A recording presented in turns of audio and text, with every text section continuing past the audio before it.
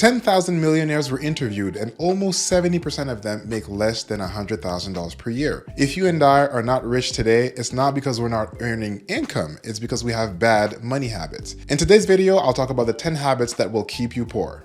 Starting at number 10, not increasing your financial literacy. If you want to win with money, you have to know how money operates and how money works. If you don't educate yourself, other people will do the education for you. Every year, businesses spend billions of dollars to try and get you and me to buy things that we don't really need. The only way you're going to overcome that is by educating yourself about money and understanding how you can make money work for you. There are tons of options available out there for you to learn about money. You could buy an ebook on Amazon. You could purchase an audiobook. You can subscribe to this channel, smash the like button, and share this video with a friend. All to say that for every learning style, there are ways and mechanisms for you to learn about money, and that's really important. At number 9, we have impulse buying. Impulse buying simply means that you're buying things that you did not budget or plan for. The issue and the challenge with impulse buying is what it does to your brain. You see, buying as a whole always releases dopamine in your brain, and that's the pleasure hormone. When you buy things, you get pleasure out of it. And the more dopamine you get, well, the more dopamine you want. And so it's very difficult to break the cycle of impulse buying. This is why impulse buying will most likely keep you poor. At number 8, we have having a car payment or having any other type of consumer debt.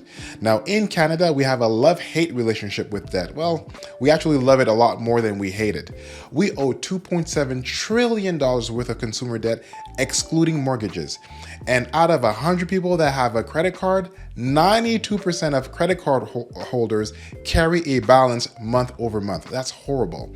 Now, the issue with making a car payment or having a consumer debt is that you're making somebody else rich. And if you're going to continue doing that, hitting your financial goals is going to be very difficult. At number 7, we have paying yourself last. Now, the psychology of money is very important. We actually get gratification when we are paying things off. So when you make that monthly payment, when you pay your mortgage, and so on and so forth. The issue is that for most of us, we tend to do the savings or the investing last. And really what you need to do if you're going to win with money is bring yourself up on the totem pole and actually pay yourself first. You save that 10, 20, that 30% before you pay your bills and you pay your utilities and you do everything else. What's really interesting is that when you look online and you look at those personal finance gurus that are making millions today, they all say the same thing. They save money before they start buying things and buying stuff. And that's the key to financial success. Number 6, not understanding the law of attraction. Now, this is a big one. Whatever you think is what you're going to experience in life. And this is a concept that Tony Robbins likes to use a lot. So if you want to win with money, but you're only surrounded by people that are losing with money and that have money habits, it'll be very difficult for you to win.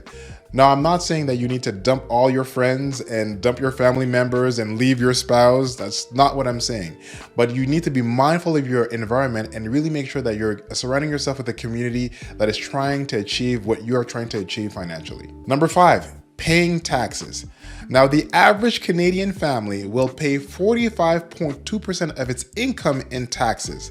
Now, think about that for a second. If you work 5 days a week, Monday, Tuesday, Wednesday, Thursday, Friday, well, the first 2.5 days are not for you, they're for government. Now, I'm not saying that paying taxes is a bad thing. We all need to pay taxes and we get services, though the quality of these services, can come into question, but we all get services for the taxes that we pay. That being said, you need to pay taxes smartly. I highly suggest that you speak with a tax professional in order to see how you can reduce or minimize the amount of tax you pay. One of the best ways to do that is to start a side hustle, have a business, and have business expenses. Again, I'm not a tax professional, but I would highly suggest you have a conversation with a licensed tax professional to see how you can minimize your taxes. Number 4 is a big one. It's all about budgeting. Now, the money game is a very simple game. It's all about your income minus your expenses. And the difference between the two is going to determine if you're going to win or lose. Budgeting allows you to do 2 things. It allows you to identify your income and the expenses that you have. And then the most important piece of budgeting is the retrospective. It's looking back at the previous month and seeing if you actually spent the money how you thought you were going to spend. So I highly recommend that you use any kind of budgeting tool to help you go forward. You can use paper and pen, an Excel spreadsheet, use a tool online, and I'll put a link to this video so that you can access and get a feel for it yourself as well. Number 3, not having an emergency fund. People that win with money always have a bit of a contingency if anything happens.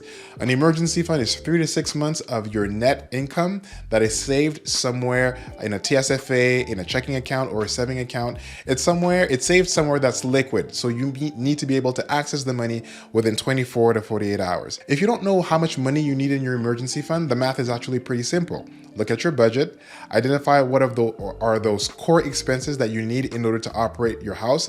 There are typically 5 of them: rent, utilities, groceries, cell phone bill, and then core insurances. That typically will cover the 5 basic things you need in order to live. You take that amount, you multiply that by 6, and your target is to have at least 6 months of that monthly income for your emergency fund. Number 2, now we're getting close to number 1, which is a big one, but number 2 is not saving consistently. The money game is about time. What you want to do is, whether you're earning $30,000 a year or $3 million a year, you want to save and save consistently. There's a lot of value in compounding interest and compounding investments. And by saving continuously, you're actually accelerating your growth and your possibility to earn income in the future. And finally, we get to number 1. This is the number 1 habit that will keep you poor. If you forget anything that I've talked about today, and you remember this one thing, you'll be on the track to financial success. The number 1 habit that will keep you poor is waiting. Waiting is the number 1 wealth killer. It is the red pill of personal finance. You have to start now. It won't be perfect. It won't be pretty, but every step you take in your financial journey, whether it's education, looking at your habits, budgeting, creating your emergency fund, every step you take is going to draw you nearer and draw you closer to your ultimate desire of becoming financially independent. Thanks for watching, and I'll catch you on the next one.